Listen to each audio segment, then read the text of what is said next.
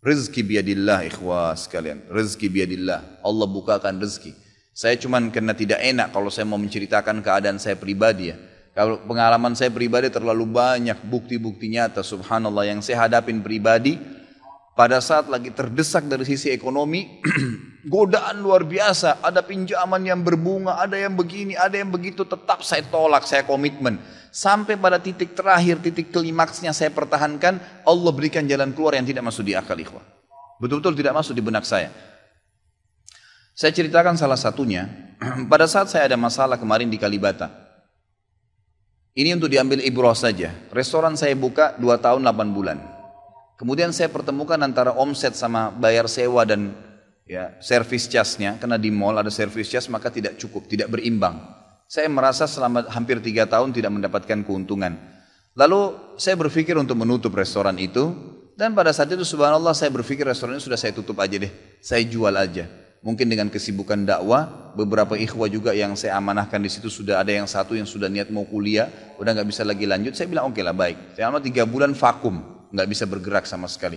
Pada saat itu subhanallah 1 rupiah pun ikhwah saya nggak punya duit. Allah jadi saksi saya bingung waktu itu bagaimana caranya untuk mencari jalan keluar nih. Jual restoran pun akan dilelang dalam kondisi murah. Restoran itu sudah besar asetnya.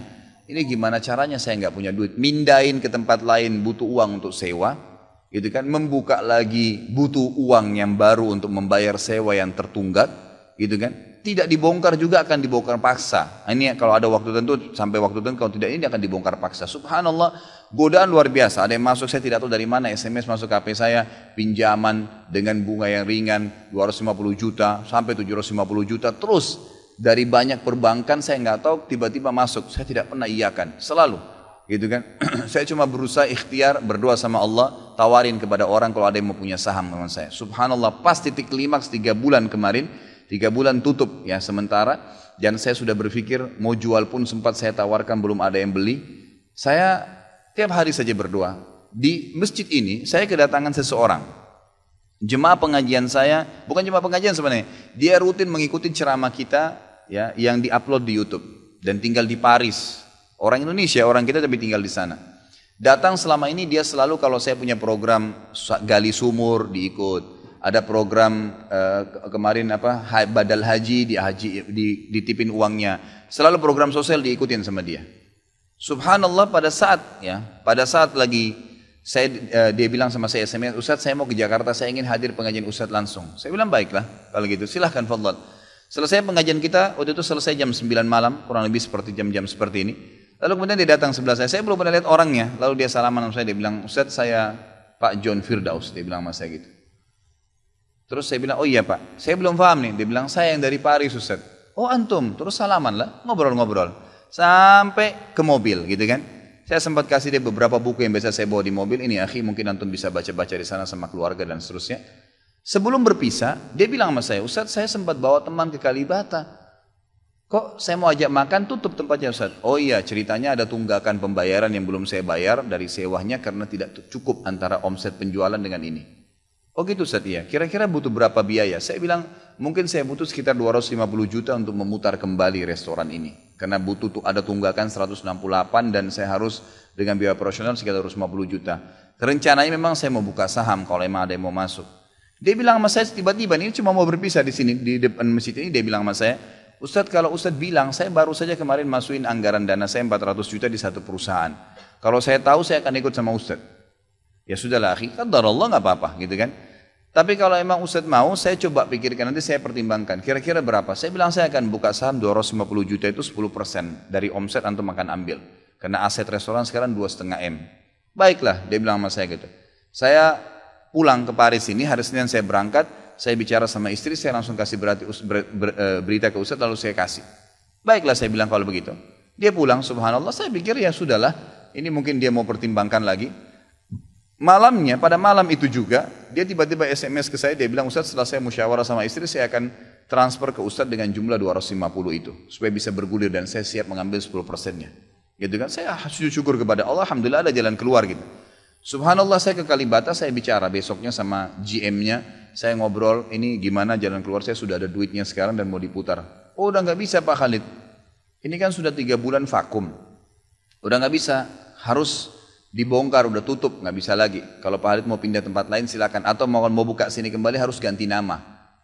Baiklah, saya coba kembali kepada Allah SWT lagi berdoa, ya Allah berikan petunjuk, ada apa sebenarnya ini, bagaimana jalan keluarnya. Hati saya subhanallah cenderung untuk keluar, gitu kan. Udahlah mungkin saatnya untuk keluar dari situ, karena memang selama ini ada teman-teman saya berikan masukan juga yang sering datang, akhi di sini parkiran susah, akhi di sini kadang-kadang tidak ditahu dan seterusnya, lebih baik kalau ente keluar. Saya tiba-tiba berpikir mungkin saya keluar deh, saya iseng aja di condet saya mutar-mutar, coba deh saya cari ruko, mungkin ada, dengan 250 juta daripada saya bayar ke Kalibata, mendingan saya sewa ruko, mungkin bisa sewa 2 tahun, ya, mungkin 75 juta, 100 juta per tahun, saya bisa dapat 2 tahun, lalu saya coba gulirkan lagi. Dengan izin Allah, di depan rumah, di Jalan Raya Condet itu dekat rumah orang tua saya, ada 1 ruko, 2 ruko disambung, 3 tingkat, dan ruko itu bekas travel haji umroh, gitu kan. Pas dipasang spanduknya disewa, dikontrakin, gitu kan. Saya langsung tanya, saya telepon, setelah saya tinjau beberapa lokasi, kemudian saya telepon. Dia bilang boleh, silakan Bapak lihat, saya lihat ke dalam, cocok alhamdulillah 3 lantai itu, kemudian saya tanya sewanya, ternyata dananya juga mencukupin, gitu kan, dananya mencukupin. Lalu kemudian saya mulailah ya proses, saya bayar sewanya, kemudian saya juga proses pemindahan, dan insya Allah dalam waktu dekat akan dibuka. Tapi saya melihat dari pelajaran sini ikhwah, bahwasanya jalan keluar dari Allah itu ribuan, jutaan jalan keluarnya. Sabarin aja, nikmatin prosesnya. Setiap penawaran haram, tolak, jangan pernah mau. Dengan izin Allah akan ada jalan keluar. Tidak ada. Kata Nabi SAW, "Man taraka syai'an lillah abdalahu khairan min." Gitu kan? Jadi tidak ada sama sekali. Subhanallah, pada saat itu saya harus bayar sewa 225 juta, uang sisa 250 juta pada saat itu. Terus kemudian saya sempat telepon ke akh itu lagi, ya, Pak John, semoga Allah jaga beliau. Saya sempat telepon, kemudian saya katakan, akhi, kemarin antum bilang antum sempat masukin dana 450 di 400 di Jakarta itu. Bagaimana kalau antum tarik uang itu, kalau masih bisa, kita gabungin aja, saham kan per 250 juta itu ada 10%. Antum ambil aja 30% dari semua total omset penjualan nanti, tidak usah dengan 750, dengan 650 saja, gitu kan? Dia bilang kalau itu sudah nggak bisa Ustaz, tapi memang coba saya pertimbangkan deh. Saya akan coba hubungin teman-teman di Paris ini yang sudah biasa, yang kenal antum, gitu kan? Kalau yang kenal antum mungkin mereka bisa. Baiklah, fadhal.